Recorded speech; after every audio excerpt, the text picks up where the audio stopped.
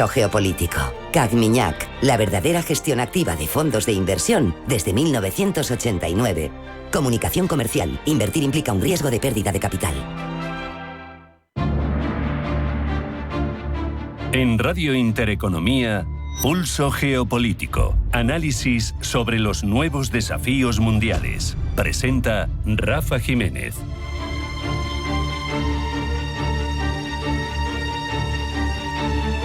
Bienvenidos a Pulso Geopolítico. El primer viaje internacional de un pontífice siempre es un gesto cargado de significado.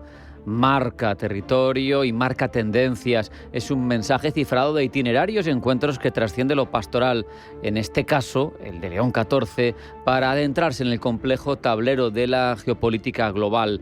Este acto inaugural en el pontificado de León XIV adquiere una resonancia particularmente aguda con la elección de Turquía y Líbano como destinos, porque no son casuales. Es un movimiento deliberado hacia el corazón de algunos de los focos tormentosos más relevantes que tiene esta coyuntura internacional ahora mismo. Cuando viaja a Ankara y a Estambul, el Papa no solo pisa una tierra mayoritariamente musulmana, sino que se coloca en una encrucijada entre Europa y Asia, en un país cuyo liderazgo, lo sabemos, bajo Recep Tayyip Erdogan, oscila entre esa herencia laica de Atatürk, de Mustafa Kemal, cada vez más diluida, y un proyecto neo-otomanista de clara raigambre islamista.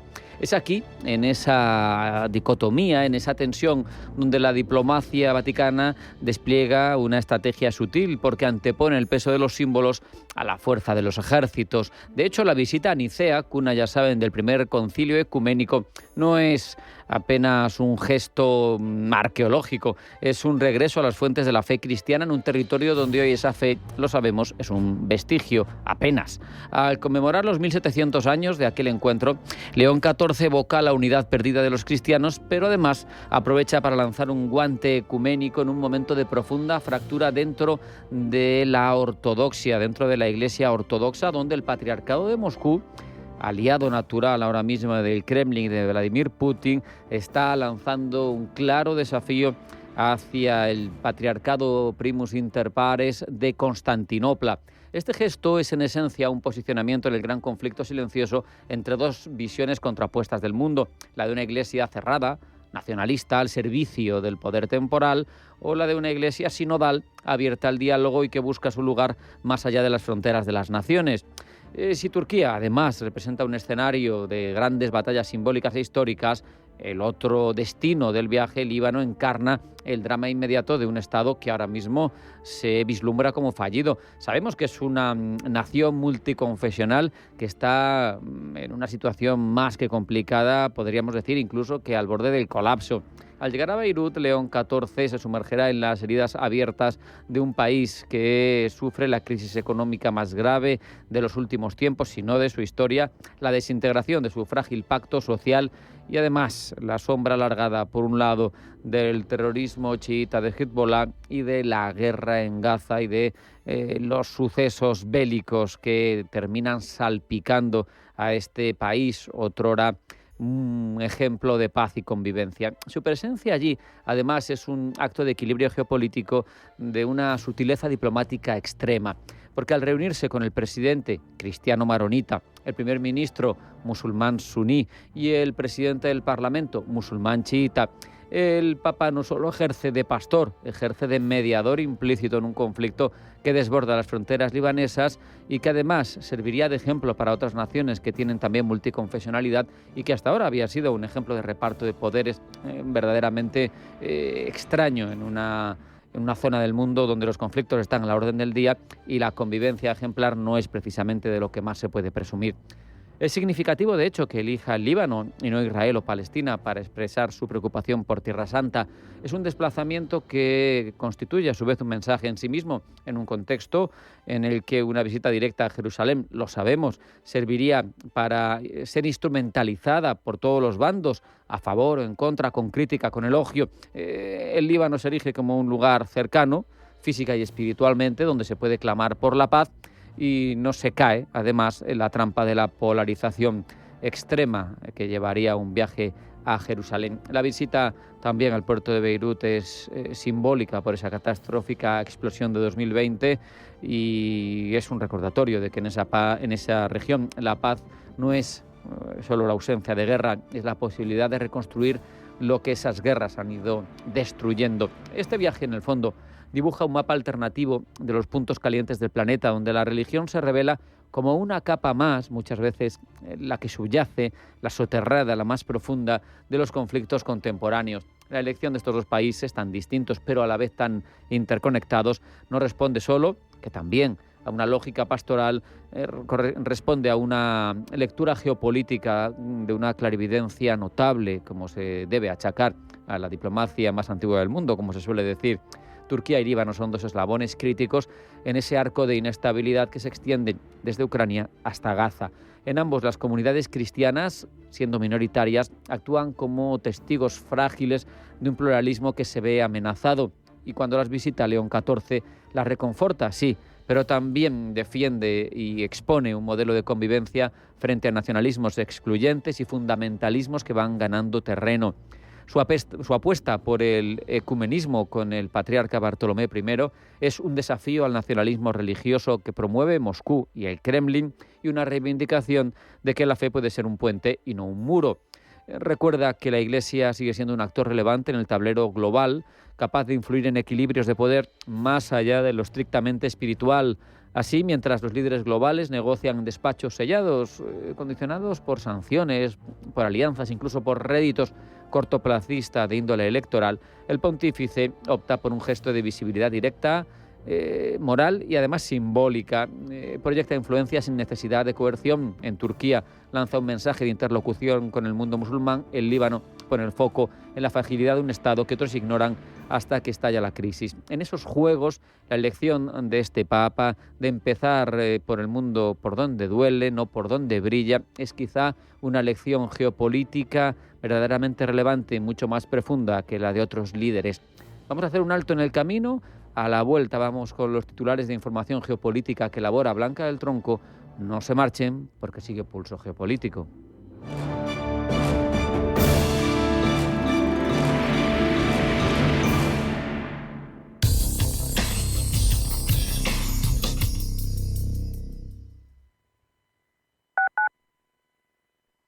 La Comunidad de Madrid ha puesto en marcha el nuevo servicio de ayuda a domicilio para la atención a las personas en situación de dependencia.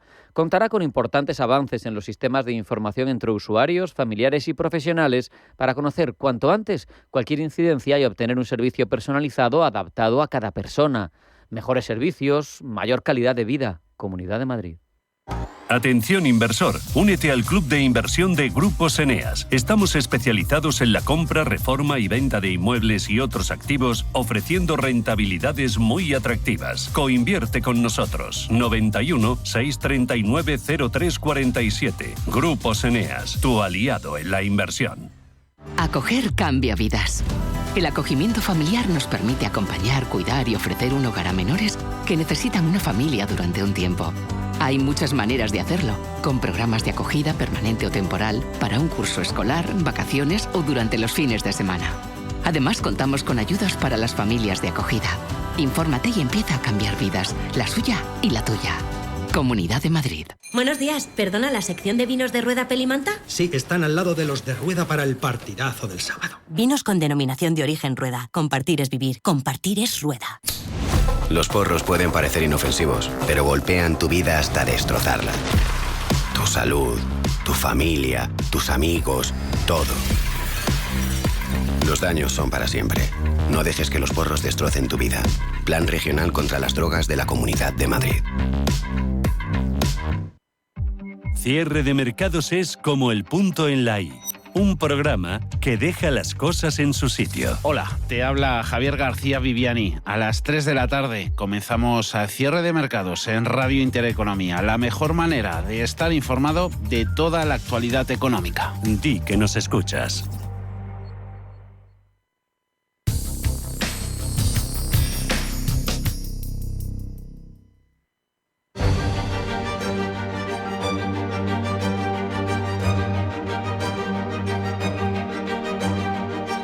En Radio Intereconomía, Pulso Geopolítico. Presenta Rafa Jiménez.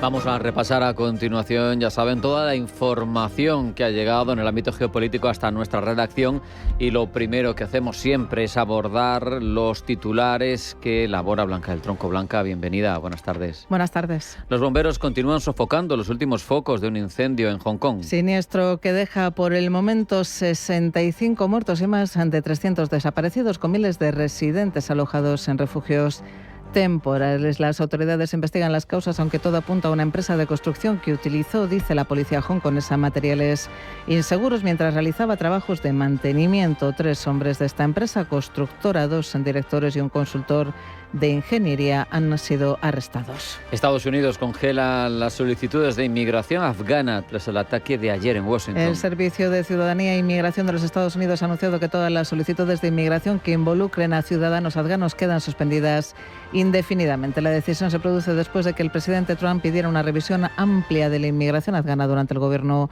de Biden tras un tiroteo en Washington que ha dejado a 2 miembros de la Guardia Nacional en estado crítico. Primer viaje internacional del Papa. León XIV se encuentra ya en Ankara para su primer viaje internacional. Su primer acto ha sido la visita al mausoleo de Ataturk antes de una reunión en el Palacio Presidencial con el presidente turco Recep Tayyip Erdogan, con quien ha abordado previsiblemente la delicada situación internacional. Continúan los contactos en torno a las negociaciones de paz en Ucrania. Negociaciones de paz que impulsa Estados Unidos, mientras que los líderes europeos hacen un llamamiento a que se respeten las demandas de Ucrania y se garantice su seguridad una vez termine la guerra. En este contexto, el secretario general de la OTAN, Mark Rutte, se reúne con la primera ministra islandesa y otras autoridades, mientras que el canciller alemán se reúne con el primer ministro estonio, con quien abordará las relaciones bilaterales, la política de defensa en el flanco oriental de la OTAN y el apoyo a Ucrania frente a la invasión rusa. Macron presenta hoy su nuevo modelo de ejército. El presidente francés Emmanuel Macron ha presentado este jueves un nuevo modelo de ejército en el que se espera que se recupere el servicio militar, pero voluntario, con el objetivo de lograr una mayor movilización frente al aumento de las amenazas, en especial de Rusia. Venezuela revoca la concesión de varias aerolíneas internacionales. Entre ellas, Iberia, revocación de licencias como represalia a que estas aerolíneas cancelarán sus vuelos desde y hacia Caracas después de la advertencias sobre seguridad de las autoridades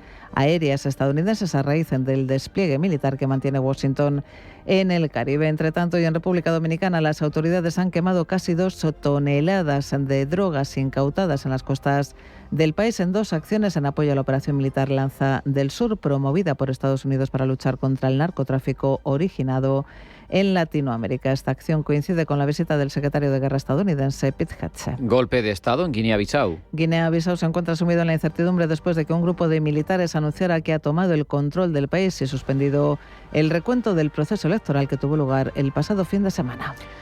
Y Estados Unidos celebra el Día de Acción de Gracias. Se trata del principal festivo del año en Estados Unidos y tiene lugar en un momento de duda sobre si el consumo sigue siendo sólido en un contexto de dudas sobre los precios y sobre la marcha de la economía en el primer año de mandato de Donald Trump.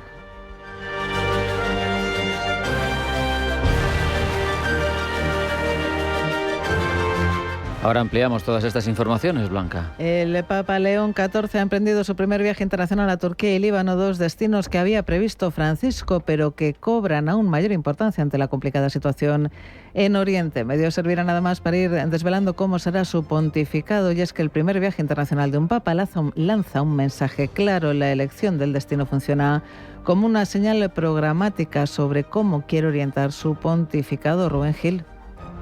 El primer destino internacional de un papa no es una cuestión baladí, indica las prioridades pastorales y geopolíticas del nuevo pontífice y supone una declaración de intenciones hacia la Iglesia y hacia el mundo.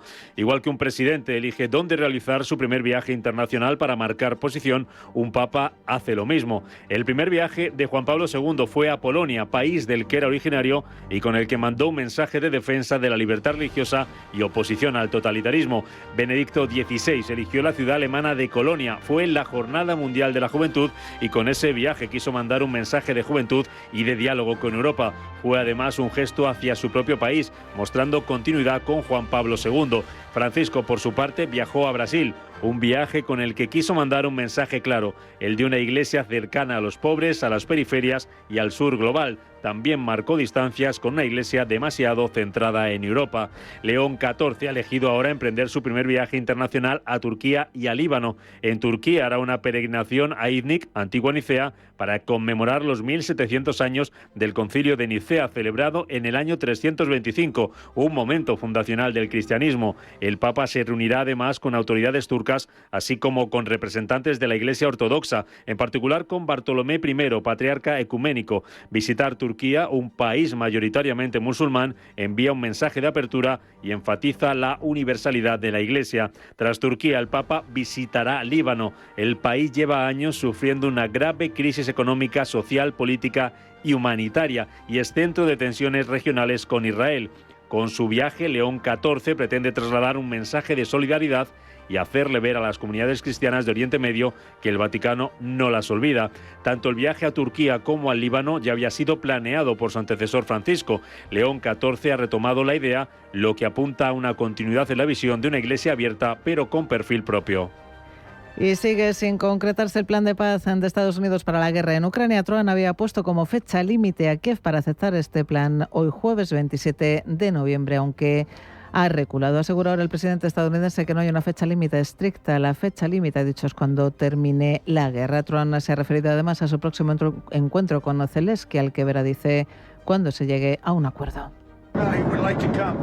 Me gustaría ir, pero creo que primero deberíamos cerrar un acuerdo. Las conversaciones van por buen camino. Empezamos con Rusia, estamos manteniendo conversaciones con Rusia. Ucrania va por buen camino. Creo que están bastante contentos con ello y les gustaría que terminara. No lo sabemos hasta dentro de un tiempo, pero estamos haciendo progresos.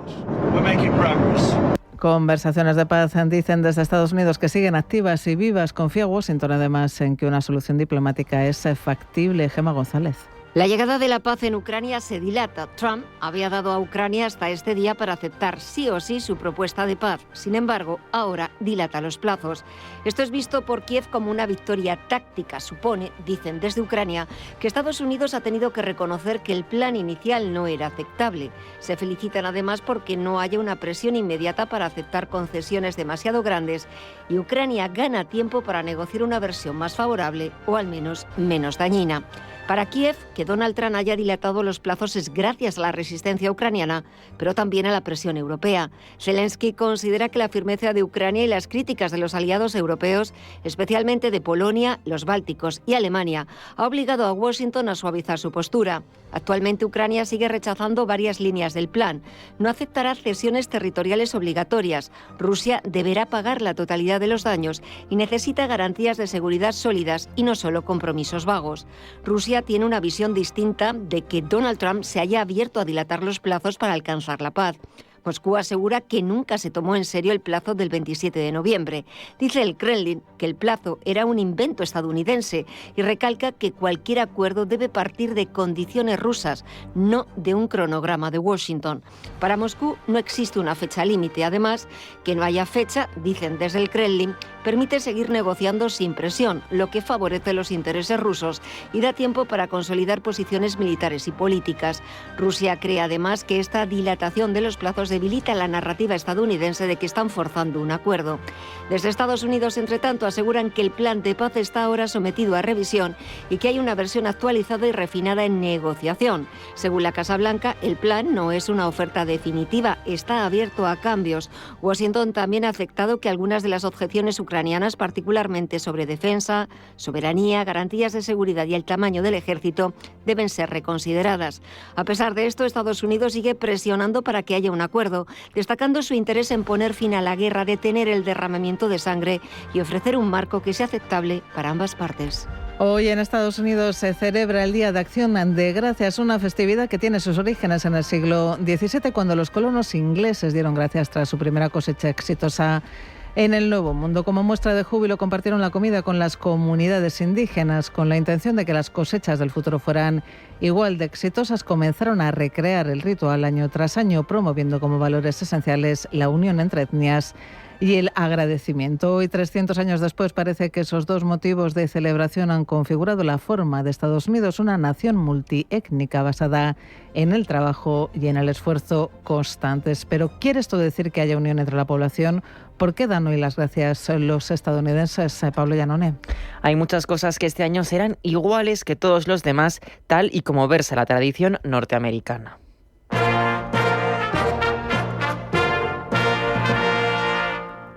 El gran pavo asado, igual de horneado, la salsa de arándanos, igual de brillante, la sidra de manzana, igual de caliente, y el pastel de nuez pacana, igual de dulce. Todo permanecerá igual, pero ¿y las conversaciones? ¿De qué hablarán los estadounidenses en Acción de Gracias? ¿Del pasado?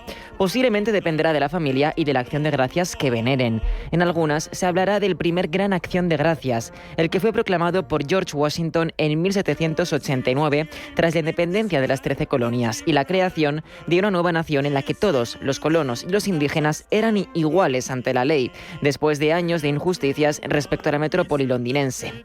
Otras familias hablarán del otro gran primer día de Acción de Gracias, creado por Abraham Lincoln en el año 1863, cuando en plena guerra civil se trató de fomentar la unidad. Y otras familias hablarán del gran y hermoso día de Acción de Gracias, creado en 2025 por Donald Trump.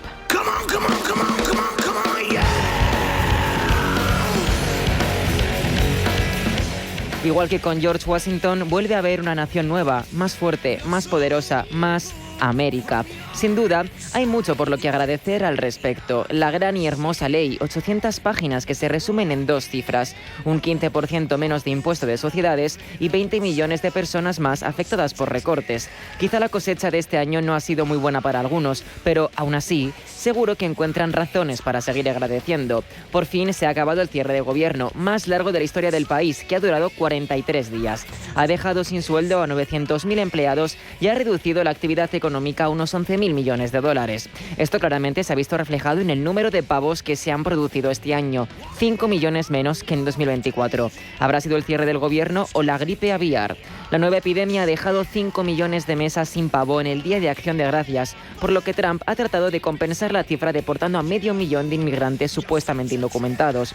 Lamentablemente, la gripe aviar ha llegado demasiado pronto, ya que si hubiese tenido lugar dentro de 5 años, quizás habría logrado deportar ya al millón anual que Donald Trump pretende. Al menos ya estamos más cerca de tener unos presupuestos, aunque no serán del agrado de los demócratas, que hoy tienen poco que agradecer. Sí lo serán, en principio, de los republicanos. Pero dejemos de hablar de lo que desune a la población estadounidense. Esto no es el Día de Acción de Gracias de Abraham Lincoln, no es el Día de Acción de Gracias de la Guerra de Secesión. No, es el Día de Acción de Gracias del Make Great America Again. Y hay razones de peso que deberían unir a todos los ciudadanos estadounidenses en torno al agradecimiento. Donald Trump sigue acabando guerras. India y Pakistán, Tailandia y Camboya, Armenia y Azerbaiyán, Kosovo y Serbia, Israel e Irán, Egipto y Etiopía, Ruanda y la República Democrática del Congo. Paramos todos estos conflictos.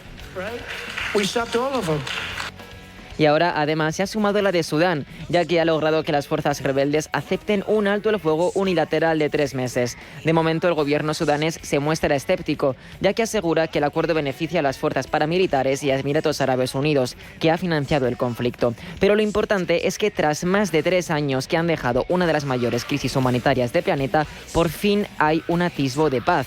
¿Hablarán de ello hoy en las mesas de Acción de Gracias? ¿Sí? ¿No? Si no, podrán hablar de otro de los grandes éxitos de Trump. Se sigue reduciendo la cantidad de muertes provocadas por el fentanilo, una sustancia tóxica que se cierne sobre las familias estadounidenses. Solo ha hecho falta una guerra arancelaria y 20 bombardeos en el Mar Caribe. Sin duda, hoy hay mucho por lo que agradecer.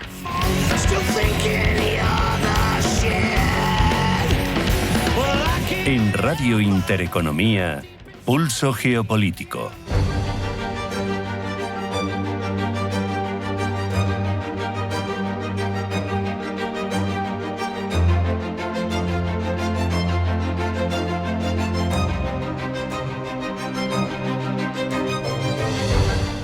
En los próximos minutos repasamos la actualidad geopolítica global, dando ese análisis que se merece a cómo recogen esa actualidad los distintos medios según país y según grupo empresarial.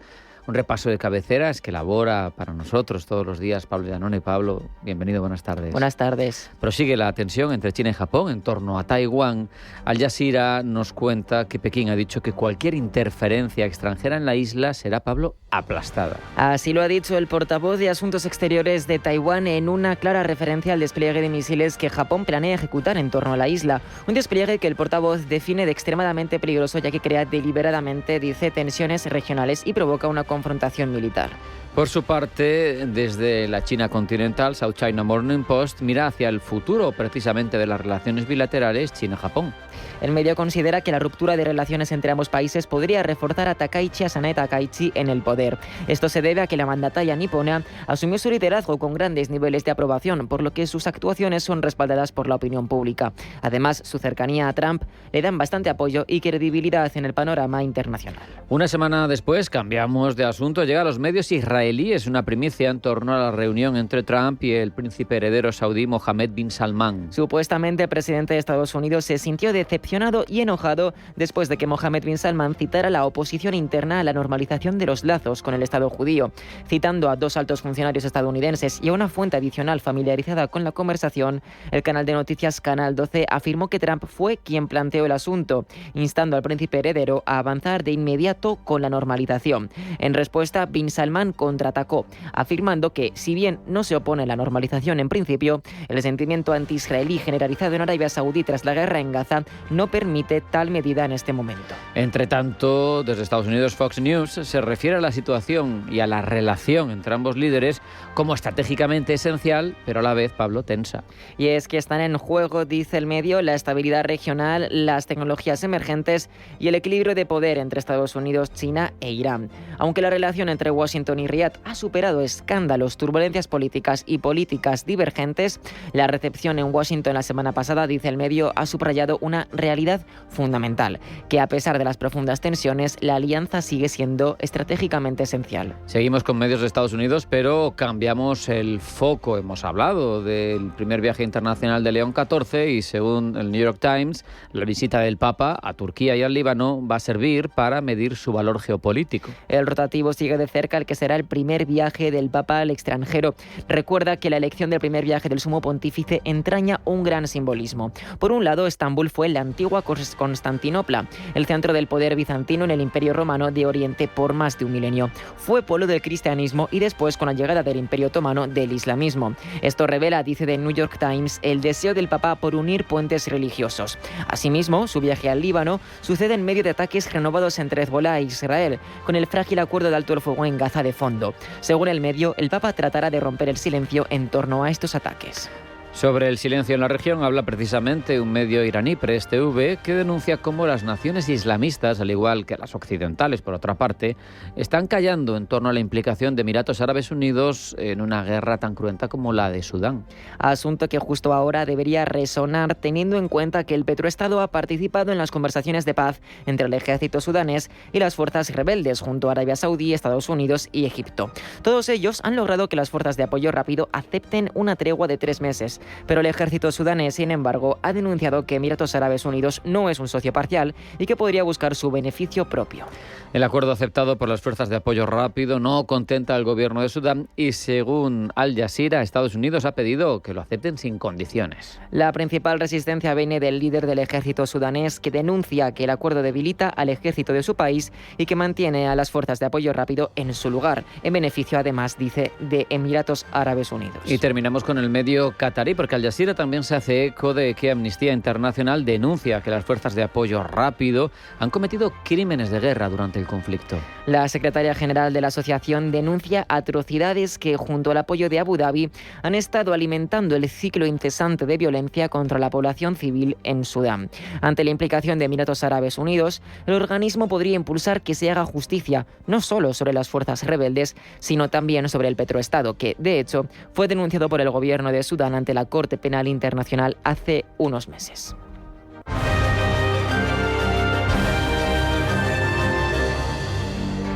La cuenta nómina de Cajamar es la cuenta con todo lo que quieres. Una cuenta para gestionar tu día a día con total comodidad. ¿A qué esperas? ¿Te lo ponemos muy fácil? Hazte cliente online. Consulta condiciones en gcc.es/cuenta nómina. Cajamar. Distintos desde siempre. Te dijeron que invertir era solo para ricos. Te mintieron. En Gold Waves Group, con $30.000 puedes empezar a moverte globalmente. Con estrategia, con visión, con Gold Waves Group. ¿Vas a seguir viendo cómo otros ganan? Invierte con Gold Waves Group. Agenda tu consultoría gratuita en goldwavesgroup.com. Disfruta la magia del invierno con Iberia. Tromsø con sus auroras boreales, Rovaniemi con la Navidad más auténtica en la casa de Papá Noel, o Innsbruck con sus deportes invernales en pleno corazón de los Alpes. Reserva ya en iberia.com y vive un invierno auténtico. Recorre, vive y siente en primera persona un proyecto aislado en las tierras altas de Ribera del Duero. Bosque de Matasnos, enoturismo sostenible que conecta entorno, vino y naturaleza. Haz tu reserva en bosquedematasnos.es. Taller del Prado. Recibe grabados y litografías de grandes autores en tu domicilio. Todos los estilos en una gran lista de firmas. Con certificado de autenticidad. tallerdelprado.com. Regala originalidad. Disfruta de la exclusividad. Taller del Prado. Arte al alcance de todos. Si eres emprendedor, profesional o empresario y quieres estar al día en los temas que afectan a tu empresa, Cultura Emprende es tu programa. De la mano de Alejandra Rompedrique, Víctor Delgado y Ángel Calvo Mañas, conocerás las experiencias de otros empresarios y estarás al día en marketing, formación, tecnología, fiscalidad, eventos y más. Los viernes de 6 a 7 de la tarde en Radio Intereconomía. Radio Intereconomía. Eres lo que escuchas.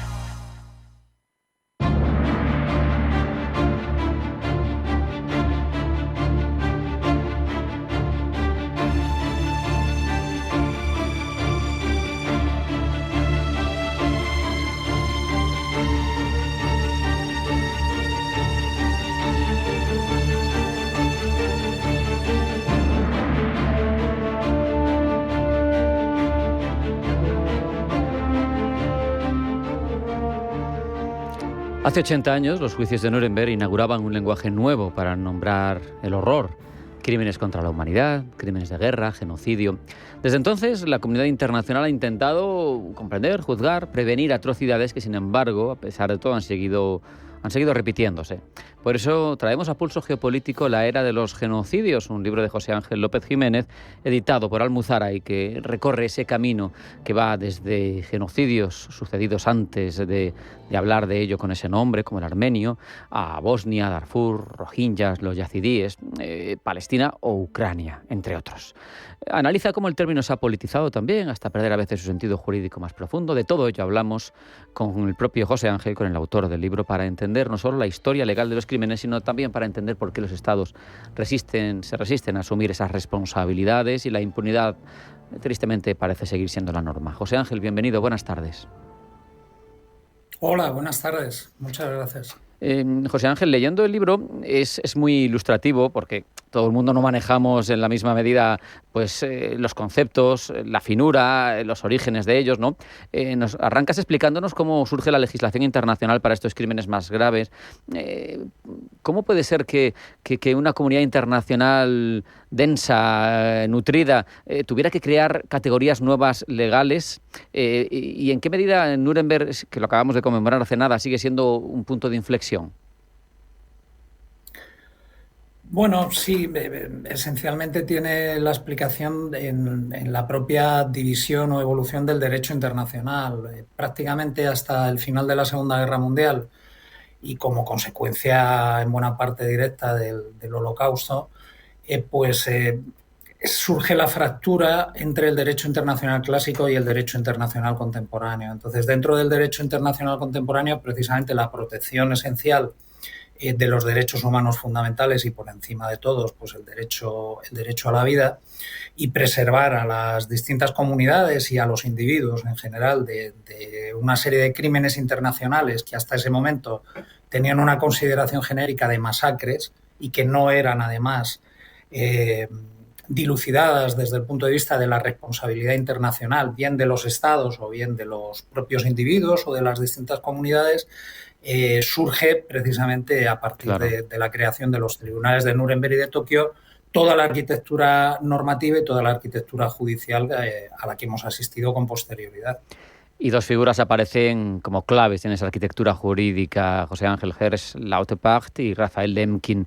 ¿Cómo influyeron sus ideas en la tipificación moderna? ¿Por qué, pese a que subyace una idea común, ¿no?, de tipificar y castigar esas acciones, con coincidencias, pero al final defendían visiones distintas, ¿no?, en torno a cómo juzgar el mal absoluto? Cuéntanos brevemente sobre esta discrepancia, vamos a decir.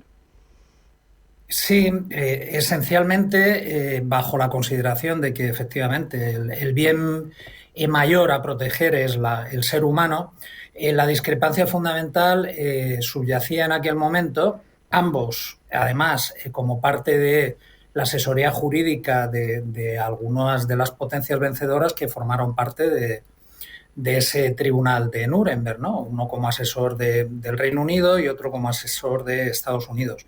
Digo, la discrepancia surge en cuanto a dónde poner el punto de mira. Si era más importante en el caso de Lemkin poner el punto de mira en preservar los grupos étnicos diferenciados, o si, en el caso de Lauterpacht, poner el objetivo principal en la preservación del ser humano, del individuo a título particular. Es decir, parece que es un debate simple, pero no lo es tanto hasta el punto de que no se conoce con mucha frecuencia que, por ejemplo, en los tribunales de Nuremberg y de Tokio, el crimen de genocidio todavía no aplicaba. Sí el crimen de lesa humanidad, sí un crimen parecido al de agresión, pero no el crimen de genocidio que empezó a funcionar pues a partir de la Convención para la Prevención y Sanción del Genocidio del año 48, aprobada justo un día después de la Declaración Universal de los Derechos Humanos. Ese es a grandes rasgos, a muy grandes trazos, el origen del debate, pero al final en ambos casos estaban por preservar el bien principal, que es, como digo, la protección de la vida humana. Claro, aquí tiene que ser todo, José Ángel, a grandes rasgos. El que quiera profundizar, ahí tiene el libro, que es muy ilustrativo. El texto también nos cuenta que hubo genocidios, no hablo del pasado muy remoto, sino hablo de un siglo XX, ¿no?, antes de que existiera el término, como el armenio, tan tremendo y que sigue sin ser reconocido y que hasta es delito mencionarlo en Turquía. ¿Cómo se juzga un crimen de este tipo retroactivamente cuando la categoría legal aún no estaba definida? Porque esto al final, para el reconocimiento político y moral, le mete otra capa más de dificultad. Claro, desde el punto de vista del genocidio armenio, evidentemente, para lo que sirvió fundamentalmente fue precisamente para el análisis, el estudio y la conceptualización del crimen de genocidio. Es decir, era lo que en aquellos momentos podía ser, y además con la experiencia ligeramente posterior desde el punto de vista cronológico del Holocausto, lo que definiríamos como un genocidio de manual. ¿En qué consiste un genocidio a grandes rasgos? Pues en el caso de la Convención para la Prevención y Sanción del Genocidio y en el Estatuto de Roma de la Corte Penal Internacional, mucho más reciente, del año 98. Hay que recordar que la Corte Penal Internacional, la que juzga la responsabilidad internacional de los individuos, es tan reciente como que empieza a funcionar en el año 2002. Pues digo que desde ese punto de vista, la base tanto del Holocausto como del genocidio armenio, no reconocido por Turquía, pero sí reconocido por el resto de la comunidad internacional, sirve precisamente como ejemplo de lo que no hay que hacer respecto a la intencionalidad, que es donde está la base del crimen de genocidio. Es decir, la diferencia fundamental entre el genocidio y el crimen de lesa humanidad estriba en demostrar la intencionalidad. Es decir, que las estructuras del Estado puedan ser consideradas o hacer considerar a ese Estado como un Estado genocida. Por poner un ejemplo, en el caso de Srebrenica, el Tribunal Penal para la antigua Yugoslavia consideró y sentenció por genocidio al general Ratko Mladic, o a Radovan Karadzic, y lo hubiera hecho con Milosevic de no haberse ahorcado en la celda en la que esperaba la sentencia. Y sin embargo, la Corte Internacional de Justicia, que es el órgano judicial de Naciones Unidas y el que delimita la responsabilidad internacional no de los individuos sino de los estados, en una demanda que se cruzaron tanto Bosnia-Herzegovina como Serbia, sentenció que no había existido genocidio. Es decir, porque no había percibido esa intencionalidad desde las estructuras del Estado, pero que sin embargo sí habían existido operaciones de limpieza étnica, es decir, crímenes de lesa humanidad. Esto contado así a grandes rasgos puede parecer una contradicción, pero no lo es. Esa es la razón principal por la que es tan difícil calificar en los numerosos ejemplos históricos que yo pongo, desde incluso un poquito antes de la Segunda Guerra Mundial, que efectivamente se ha cometido genocidio por parte de un Estado. A lo largo del libro, de hecho, se aprecia que este concepto ha sido, el de genocidio, objeto de disputa, de manipulación, de uso político. Y respecto de la actualidad, yo te pregunto, José Ángel, ¿hasta qué punto la inflación en el uso del término, que se usa para cualquier tragedia, perjudica la capacidad de identificar y de perseguir genocidios reales? Pues es una de las tesis que yo mantengo en el ensayo, es decir, una hiperinflación en el uso de genocidio desde un punto de vista político e ideológico, pero también desde un punto de vista mediático. Es decir, para calificar cualquier masacre de genocidio, digamos que la intencionalidad estriba en calificar una masacre como horrenda. Y yo sostengo, y yo creo que cualquiera podemos convenir en este argumento, que cualquier otro de los crímenes internacionales, los crímenes de guerra, los crímenes contra la humanidad o el crimen de agresión, es igualmente grave e igualmente repulsivo. Es decir, lo que hacemos de esta forma es desnaturalizar lo que significa el concepto real de genocidio, porque si calificamos otra serie de masacres, otra serie de crímenes como genocidio por elevación, estamos haciendo un flaco favor cuando esa categoría de verdad tiene su sentido a la hora de calificar una determinada situación histórica. Ahora mismo, por ejemplo, pues respecto al caso de la Franja de Gaza y todo lo que ha acontecido en algo más de 2 años, desde los atentados de Hamas, pues claro, nos encontramos con esa dualidad de situaciones.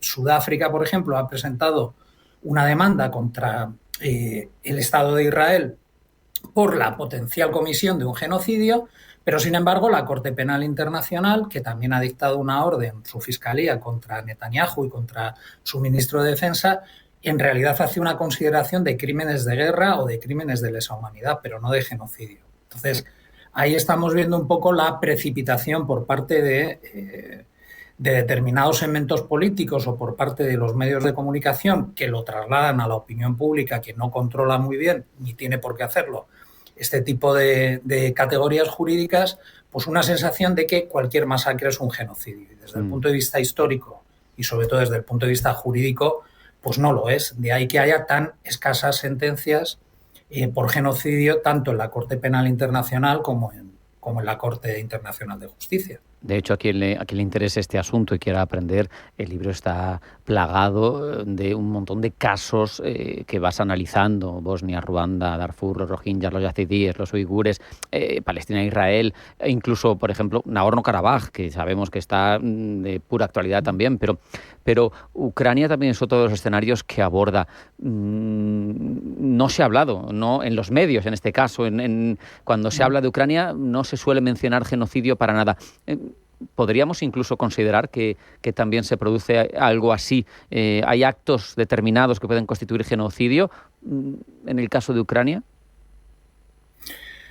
Pues sería de nuevo complejo demostrar esa intencionalidad en la agresión de Putin a Ucrania, pero por ejemplo uno de los 5 subapartados que entran dentro de la Convención para la Prevención y Sanción del Genocidio del año 48 y que luego es trasladado también en uno de los artículos del Estatuto de la Corte Penal Internacional, pues se refiere precisamente a la desaparición forzosa de niños en el marco de un conflicto. Y esa es una de las razones por las que la orden de la Fiscalía de la Corte Penal Internacional ha tramitado el arresto de Putin, precisamente como consecuencia de Putin y de María Lyubova, la comisaria de los derechos del niño.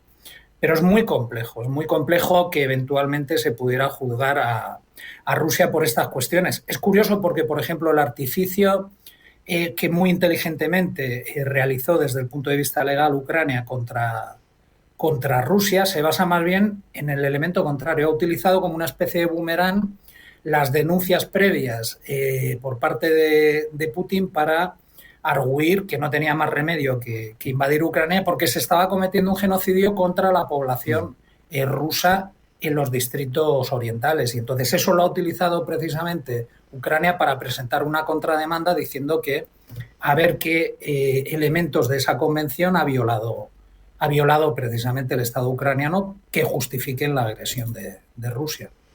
Tú eres experto en estos ámbitos, José Ángel, pero después de investigar, de escribir la era de los genocidios, legalmente yo cuando lo leo me da la sensación de que me transmites la idea de que el derecho internacional está mejor preparado, obviamente, que hace décadas para prevenir estos crímenes, pero en paralelo y desde un punto de vista pragmático, realista, da la sensación de que el mundo se ha vuelto a la vez más indiferente y de que hay más capacidad incluso para pasar de largo, para ocultar este tipo de actos. No sé cómo lo ves tú. Sí, por eso yo creo que es muy importante realizar algún tipo de pedagogía cada uno de acuerdo con los medios de que disponemos. O bien precisamente transmitiendo a través de los medios de comunicación, de publicaciones, de artículos, qué es lo que está sucediendo realmente y que no se cuestiona de forma sistemática tanto los instrumentos que tiene el derecho internacional a su disposición para prevenir este tipo de situaciones, sino más bien el hecho de que determinadas potencias, que son curiosamente las que no se someten a la jurisdicción de la Corte Penal Internacional, hablo de Estados Unidos, de Rusia, de China, de Israel, por ejemplo, sí ante la Corte Internacional de Justicia, pero no ante la Corte Penal Internacional, de cómo utilizan precisamente quedarse al margen de este tipo de jurisdicción para poder crear situaciones de impunidad.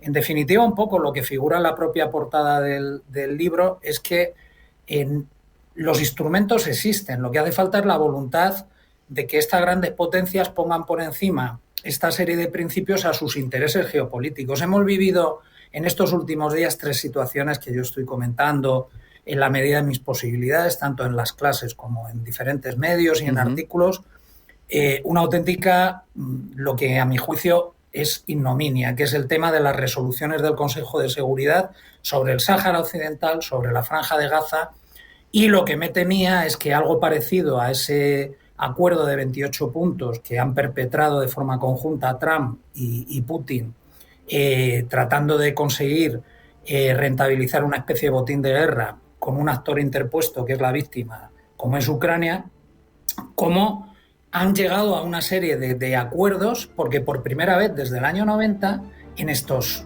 2 temas primeros que ya son objeto de una resolución aprobada por parte del Consejo de Seguridad, no se han inhibido, no han ejercido el derecho de veto ni Rusia ni China. Luego estaba claro que estaban preparando el escenario para este acuerdo de 28 puntos. Lo siguiente que puede ser ponerse de acuerdo sobre Taiwán. Esta es, yo creo que es la esencia del objetivo principal de este tipo de estados, es decir, fomentar sus intereses a costa de los principios del derecho internacional. Pues ya lo saben, si les interesa tener criterio en torno a este tipo de asuntos, no se pueden perder la era de los genocidios desde la Segunda Guerra Mundial hasta la actualidad, de José Ángel López Jiménez, editado por Almuzara. Es verdaderamente interesante. José Ángel, muchas gracias por estar con nosotros. Un abrazo, hasta la próxima. Un abrazo, muchas gracias por vuestro tiempo.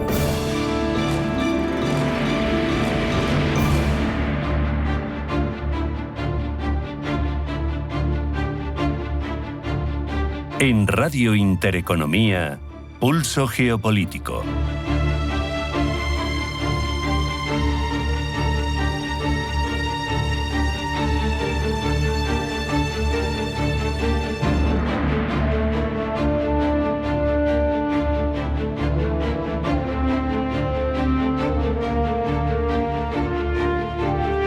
En el corazón de África, un corredor de transporte promete transformar el comercio regional, la estrategia del continente. Sabemos que es un continente de futuro y por eso es más que relevante. Hoy charlamos de ello con José Ignacio Castro, ya saben, coronel en la Reserva y analista de Minerva Institute, para analizar en concreto la relevancia geopolítica del corredor Lobito, su importancia, los desafíos. José Ignacio, bienvenido, buenas tardes. Bien hallado, Rafa, un saludo muy cordial para ti y para toda tu audiencia. José Ignacio, para situarnos, ¿qué es exactamente el corredor del Lobito y por qué es una infraestructura estratégica para la Unión, para África, para actores globales como Estados Unidos o como China también? ¿Por qué? Bueno, el corredor del Lobito no es más que una ruta de comunicaciones sobre la base del antiguo ferrocarril de Katanga, por la cual se extraían riquezas en el pasado, en la época colonial, de recursos que antiguamente pues eran determinadas frutas, mucho caucho, algunos minerales, etcétera, que eran muy necesarios en la época colonial. Como la geografía manda, este corredor que va saliendo desde una zona que se llama Cooper Belt, que hablaremos ahora de ella, en dirección a Angola, precisamente a través del río Lobito, sigue siendo una vía de comunicación. Lo que pasa es que en vez de los recursos minerales y los recursos industriales y naturales que tenía la región en la época colonial, ahora hay otra serie de recursos. Tenemos al final un corredor logístico que puede reconfigurar el acceso a minerales críticos, que es relevante, que puede dar seguridad energética, industrial a Europa, pero que es anhelado, es deseado por otras potencias, ¿no? Al final es objeto de deseo por parte de China y hace también cosas para alterarlo o generar alternativas, ¿no? En eso hay que luchar para mantenerlo hacia Europa, si hablamos ya un poco de intereses propios, ¿no? Efectivamente. La zona que es de interés para todo el mundo es la zona que habíamos hablado del Cooper Belt. El Cooper Belt es una zona que se encuentra al sur de la República Democrática del Congo y hace, en cierto modo, límite con una región del norte de Zambia. Esta zona es tremendamente, por el nombre que tiene, rica en cobre, pero también es rica en cobalto y es rica en uranio.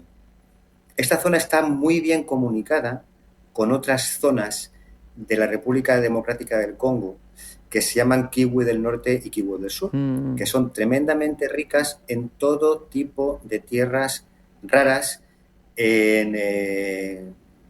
también en oro, en diamantes, etcétera. Total, que de algún modo todo esto que está en el corazón de África, las potencias están intentando ganarse, por así decir, el control de estos recursos y poderlos transportar en alguna dirección. En el caso occidental, Estados Unidos, Unión Europea, incluso a veces China, pero bueno, sobre todo Estados Unidos y Unión Europea, quieren sacarlo hacia el occidente, claro. Es decir, hacia Angola y que salga hacia los mercados de Europa y hacia los mercados norteamericanos. En el caso de China hay otros intereses y hay otros corredores. ¿Cuáles son los principales riesgos, José Ignacio, de tipo geopolítico que pueden comprometer la viabilidad del proyecto que quiere fomentar la Unión Europea? Porque atraviesa Angola, Zambia, República del Congo. Sabemos que las zonas de Kivu que has mencionado han estado en disputa con M23. Hay muchos actores ahí, también estados incluso, Ruanda, etcétera, ¿no? Bueno, la Unión Europea, dentro de su iniciativa de la European Union Global Gateway, intenta de alguna manera no agresiva y siempre intentando respetar los derechos humanos que están tan vilipendiados en esta zona para obtener de alguna manera los minerales con algún tipo de código ético. Cosa que otras, digamos, empresas, no solamente los países, porque aquí son todo tipo de actores, son estados, individuos, organizaciones, grupos, y extraen los minerales de una manera que no es tan ética como lo puede hacer la Unión Europea. Por lo tanto, ahí estamos en una pequeña desventaja en cuanto a esa falta de ética de otros actores y a ese posicionamiento más ético que tiene la Unión Europea. Pero aún así estamos luchando por ello. Estamos luchando por ello y es posible que, teniendo esperanza en que los gobiernos cambien y que se fomenten los derechos humanos, se pueda realizar una explotación relativamente, entre comillas, humanitaria de todos los recursos que tiene esta región. Sabemos, José Ignacio, que China va con otra vitola a África porque no tiene el pasado colonial, que Europa está intentando borrar esas huellas. Ha habido una cumbre Unión Europea-Unión Africana celebrada en Angola recientemente que ha devuelto el proyecto a primera línea. Al final, ¿qué es lo que puede ofrecer Europa más allá de ese respeto a derechos humanos? No sé si desarrollo regional, no sé si garantías de que no se cae en la trampa de la deuda de la que acusan a veces a China, no sé si con razón o sin razón, pero en cualquier caso nosotros tenemos una desventaja que superar de partida, que ellos no. Efectivamente. Los intereses de China, o de las empresas chinas, es extraer todos esos recursos minerales en dirección este, al contrario que los occidentales que lo llevan en dirección oeste. Los chinos quieren sacarlo a través de una línea que se llama TAZARA, que es Tanzania-Zambia Railway, que también está basada en un antiguo ferrocarril que va a dar al puerto de Dar es Salaam. Nosotros, o los europeos, o la Unión Europea, está apostando por una serie de proyectos no solamente de extracción, sino lo que está haciendo es ofertando un pack en el cual hay infraestructuras, en las cuales hay comunicación, en el cual hay desarrollo económico y en el cual hay una oferta, porque vamos a partir de la base de que la Unión Europea y España tiene un liderazgo en temas de energías limpias que pueden llevar a toda esta zona a un estado de prosperidad. Cosa que con otros actores no ocurre. Otros actores pagan y extraen y no se preocupan de lo que pueda estar ocurriendo dentro de la zona, con un código ético que no tiene la Unión Europea.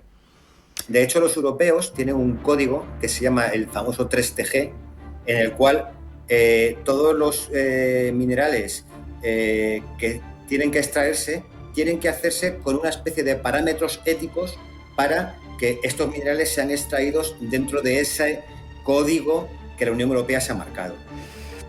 Ponemos sobre la mesa lo que podemos, esperemos, porque me parece que es estratégico y por eso merecía el análisis, que en ese caso nos llevemos el gato al agua desde Europa, lo que garantizaría, entre otras cosas, una cierta autonomía estratégica en materia de minerales sensibles para nuestro continente. José Ignacio Castro, analista de Minerva Institute, muchas gracias por tu análisis, un abrazo, hasta la próxima. Ojalá sea así. Un abrazo, un saludo muy cordial para todos. No hay tiempo para más. Sean felices, pasen buena tarde. Hasta aquí Pulso Geopolítico. No falten a su cita mañana con nosotros. Vuelvan a Pulso Geopolítico. Hasta mañana.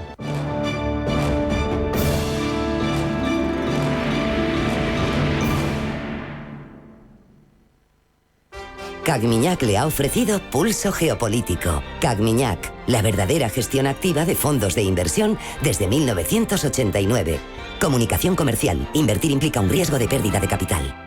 No todas las gestoras son iguales. Desde 1989, Cagmiñac ha ofrecido a los inversores una gestión verdaderamente activa y basada en sus convicciones, ayudándoles a alcanzar sus objetivos a largo plazo. A lo largo de nuestra historia, hemos desafiado el consenso y descubierto oportunidades de inversión allá donde se encuentren, explorando todas las posibilidades. Cagmiñac, 35 años de verdadera gestión activa. Más información en cagmiñac.es. Comunicación comercial. Invertir implica un riesgo de pérdida de capital. Lo de viajar estando jubilado sale bastante bien, pero si luego vas a Roma todo es carísimo. Más los souvenirs para mis hijos, mis nietos... Pero aún estás así, ¿eh? Que no llegas a tu boda. Ay, vale. Si te preocupas demasiado por el futuro, te pierdes el presente. Deja que los planes de pensiones de Mapfre se ocupen de tu futuro. En el momento de la verdad, ¿a quién elegirías? Mapfre, tu referente en planificación financiera. En Finaccess Value queremos ayudarte a conseguir tus objetivos financieros. Finaccess Value, gestión de patrimonios centrados en la prudencia y la gestión del riesgo. Un enfoque global y más de 20 años del grupo Finaccess nos avalan. Más información en finaccessvalue.es y en el 91 737 4114. Finaccess Value, agencia de valores, figura inscrita en CNMV con el número 301. Disfruta la magia del invierno con Iberia. Tromsø con sus auroras boreales, Rovaniemi con la Navidad más auténtica en la casa de Papá Noel o Innsbruck con sus deportes invernales en pleno corazón de los Alpes. Reserva ya en iberia.com y vive un invierno auténtico. Convierte tu evento en una experiencia única en Complejo El Olivar. En Complejo El Olivar convertimos tus jornadas de empresa, teams buildings, ferias y convenciones en nuestro compromiso. Calidad y vanguardia para crear un evento único e inolvidable en un espacio magnífico con un aforo de hasta 5.000 personas. Visita elolivar.es y concierta tu cita. La salud empieza por los pies.